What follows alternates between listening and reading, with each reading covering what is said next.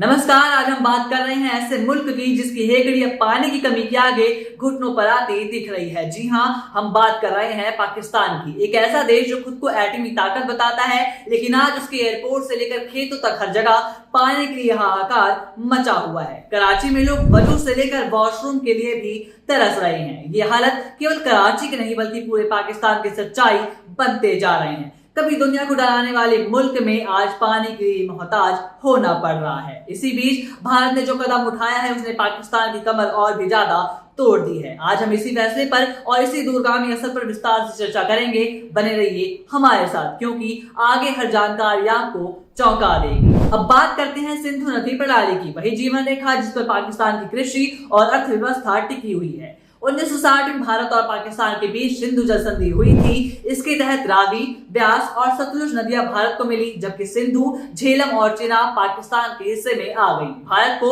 पश्चिमी नदियों पर सीमित उपयोग का हक मिला, जिसमें सिंचाई इत्यादि शामिल है। लेकिन दशकों तक भारत ने उदारता दिखाई और अपने हिस्से का पानी भी इस्तेमाल नहीं किया। अब हालात बदल चुके हैं। भारत ने तय किया है कि वो अपने हिस्से का पानी एक एक बूंद उपयोग करेगा, यानी पाकिस्तान को मिलने वाले पानी में कमी तय है। इससे पाकिस्तान की सूखी धरती और भी ज्यादा प्यासी हो जाएगी और भारत अपने खेतों को सींच सकेगा। ये कदम पाकिस्तान की नींद उड़ाने के लिए ही काफी है। भारत ने न सिर्फ सिंधु जल संधि के प्रावधानों को पूरा पालन करते हुए अपने अधिकारों का उपयोग किया, बल्कि कई नई जल परियोजनाओं पर तेजी से काम शुरू कर दिया है। झेलम नदी पर बने मंगला बांध और सिंधु नदी पर बने तारबेला बांध में पानी का स्तर आधा रह गया है। भारत ने हाल ही में पहलगाम में हुए आतंकी हमले के बाद चिनाब नदी के पानी के बहाव को भी नियंत्रित करना शुरू कर दिया है। इसके चलते पाकिस्तान के खेतों तक पानी पहुंचना और भी ज्यादा मुश्किल हो गया है। भारत ने इसके अलावा पाकिस्तान के साथ पानी के बहाव का डेटा शेयर करना भी पूरी तरीके से बंद कर दिया है, यानी कि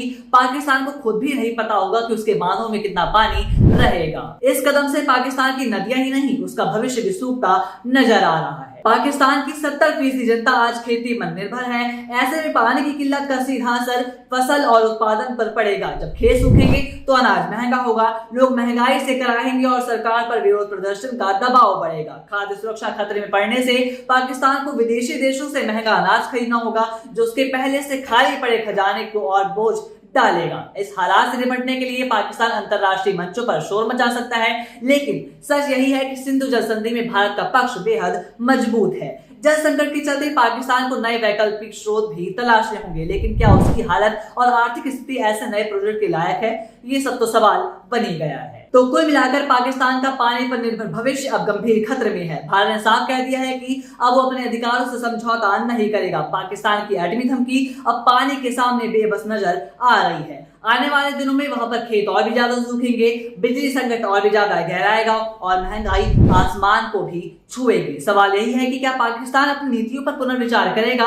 क्या वो आतंक की खेती छोड़कर अपनी धरती की खेती को बचाएगा, या फिर ये पानी की जंग पाकिस्तान को और भी ज्यादा गर्त में ले जाएगी? ये तो वक्त ही बताएगा। लेकिन एक बात तय है, भारत के इस कड़े कदम से पाकिस्तान की हेकड़ी हमेशा के लिए खत्म होती नजर आ रही है। इसी के साथ आपसे विदा लेते हैं। ऐसे ही मजबूत रिपोर्ट्स के लिए जुड़े रहिए हमारे साथ और देखते रहिए अटल टीवी।